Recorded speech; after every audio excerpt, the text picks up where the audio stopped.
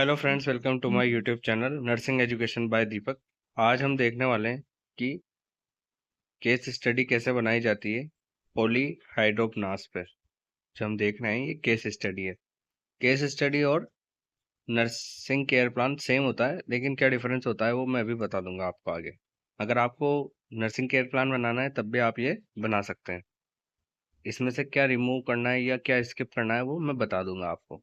तो सबसे पहले आइडेंटिफिकेशन डाटा लिखना होता है पेशेंट का, जिसमें name of patient, name of husband, age, marital status, address, hospital, IHP, EDD, GPA, diagnosis. ये ओबीजी का है ना। पॉलीहाइड्रोमनास जो डिसीज है वो ओबीजी में ही पढ़ते हैं हम। उसके बाद चीफ कंप्लेंट क्या है, patient admitted to with the complaint of backache, nausea, vomiting and abdominal pain. Antenatal examination में हम क्या करेंगे, मेडिकल हिस्ट्री लिखेंगे। उसके बाद मेंस्ट्रुअल हिस्ट्री लिखेंगे, मेनार्चे, ड्यूरेशन, फ्लो, इंटरवल। फिर डाइटरी पैटर्न क्या है उसका वो लिखेंगे। इसके बाद हमें लिखना होता है फैमिली हिस्ट्री, जिसमें हम name, age, sex, relation with patient और हेल्थ स्टेटस, ये 4 चीजें लिखते हैं। अगर आपको वीडियो ब्लर नजर आ रही है तो वीडियो की क्वालिटी को इंक्रीज कर लीजिएगा, और अगर आपको इसकी पीडीएफ चाहिए तो आप मुझे टेलीग्राम पर मैसेज कर दीजिएगा। मैं टेलीग्राम ग्रुप का लिंक डिस्क्रिप्शन में मेंशन कर दूंगा। इसके बाद हम लिखते हैं फैमिली ट्री। फैमिली ट्री इस तरह से बनाया जाता है। फिजिकल एग्जामिनेशन करेंगे पेशेंट का, जिसमें जनरल अपीयरेंस, सेंसोरियम, इमोशनल, है ना, सेंसोरियम कॉन्शियस है या अनकॉन्शियस है, इमोशनल स्टेट, फॉल, ब्रीथ, ठीक, टेम्परेचर, पल्स, बीपी, रेस्पिरेशन। चाहे तो हम इसका अलग से वाइटल साइंस का बना सकते हैं।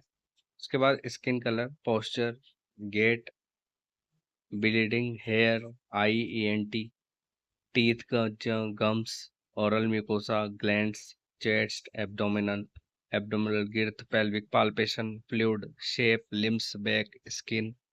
ये सब हम जनरल एग्जामिनेशन में करते हैं। अब यहाँ तक तो हम लिखते हैं नर्सिंग केयर प्लान में भी। केस स्टडी में अगर हमें लिखना है तो ये ऐड करना पड़ेगा, डिसीज कंडीशन के बारे में हमें एक्सप्लेन करना होता है कि उसकी डेफिनेशन क्या है, ईटियोलॉजी क्या है, साइन एंड सिम्टम्स क्या है, एंड ट्रीटमेंट क्या है, प्रिवेंशंस क्या है, डायग्नोसिस क्या है, ये सब कुछ लिखना होता है। लेकिन ये सिर्फ हमें केस स्टडी में लिखना है। नर्सिंग केयर प्लान अगर आप बना रहे हैं तो आप इस वाले पार्ट को स्किप कर दीजिएगा, जिसमें हम सबसे पहले डेफिनेशन लिखेंगे। फिर उसके टाइप होते हैं क्रॉनिक एंड एक्यूट, डेफिनेशन आप लिख लीजिएगा। देन ईटियोलॉजी लिखेंगे कि बुक के अकॉर्डिंग ईटियोलॉजी क्या है होती है और पेशेंट में हमें क्या देखने को मिल रही है, इसका एक कॉलम बनाएंगे हम। फिर साइन एंड सिम्टम्स बुक के हिसाब से क्या होने चाहिए, और हमें पेशेंट में क्या वही दिख रहे हैं या कुछ नहीं भी दिख रहे हो। जरूरी नहीं है सारे साइन एंड सिम्टम्स हमें देखने को मिले।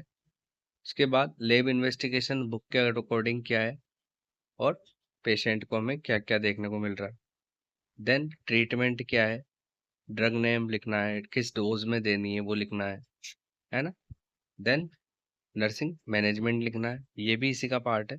उसके बाद असेसमेंट करना है।